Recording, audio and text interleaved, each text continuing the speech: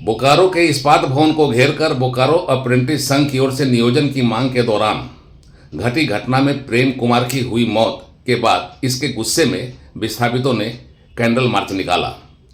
Candle march के जरिए प्रेम कुमार को श्रद्धांजलि दी गई और साथ ही बोकारो स्टील प्लांट से जुड़ी हुई अपनी मांगें भी रखी गई। यह चेतावनी भी दी गई कि अगर विस्थापितों के नियोजन के मसले पर बोकारो स्टील प्लांट प्रबंधन ने अनदेखी की, उनकी मांगों को अनसुनी किया तो फिर इसका अंजाम बहुत बुरा होगा और यह अंजाम बोकारो स्टील प्लांट के लिए भारी पड़ेगा। बोकारो में कैंडल मार्च के जरिए विभिन्न क्षेत्रों से जुटे विस्थापितों ने प्रेम कुमार को श्रद्धांजलि दी तो दूसरी ओर उन्होंने अपनी पीड़ा जाहिर की और बोकारो स्टील प्लांट को अपनी भावना से अवगत कराते हुए अपना गुस्सा भी दिखाया। विस्थापितों ने प्रेम महतो की मौत पर गुस्सा जाहिर करते हुए इस कैंडल मार्च को अपनी मांगों को रखने का एक मंच बनाया। विस्थापित अप्रेंटिस संघ का नियोजन का आंदोलन के दौरान हंगामा भगदड़ और प्रेम कुमार की मौत ने विस्थापितों को उबाल कर रख दिया है।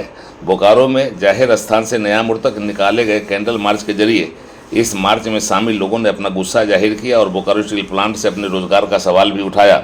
प्रेम कुमार की मौत को विस्थापितों के आंदोलन को नए सिरे से खड़ा करने का मुद्दा भी बना लिया गया है।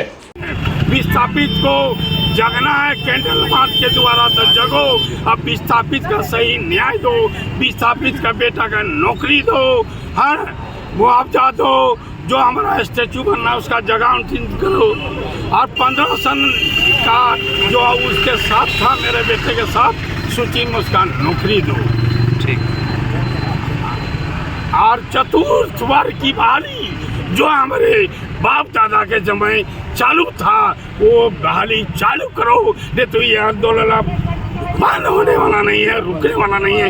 ये मिसाल का के हम आगाह कर देते हैं प्रबंधन को कि अगर चतुर्थ वर्ग की बहाली जो पूर्व में था वो अगर यदि बहाली नहीं होता है तो आंदोलन होगा, गुरिल्ला आंदोलन होगा, ऐसा आंदोलन होगा कि बोकारो में तबाह हो जाएगा। कैंडल मार्च में प्रेम महतो की मौत का दर्द, विस्थापितों की अपनी पीड़ा और बेरोजगारी का संकट सब कुछ दिखा विस्थापितों का तेवर भी और बोकारो प्रबंधन के खिलाफ गुस्सा भी। ये जमीन दिया था बोकारो को लहराने के लिए, बोकारो को जगमगाने के लिए, बोकारो को अग्रिम विकास के एशिया के महानतम कारखाना जो लगा देश के विकास के लिए हम लोगों ने जमीन दिया था। लेकिन ये प्रबंधन विस्थापितों को हर समय से अनदेखी करते आया है। हम लोग आज कैंडल मार्च से हम लोग संदेश देना चाहते हैं कि प्रेम बाबू के साथ न्याय हो, विस्थापितों के साथ न्याय हो, 64 मुजा 84 गाँव के साथ न्याय हो। बंद बहाली चालू करो, चतुर्थ वर्ग का जो नियोजन है उसको अविलंब चालू करो।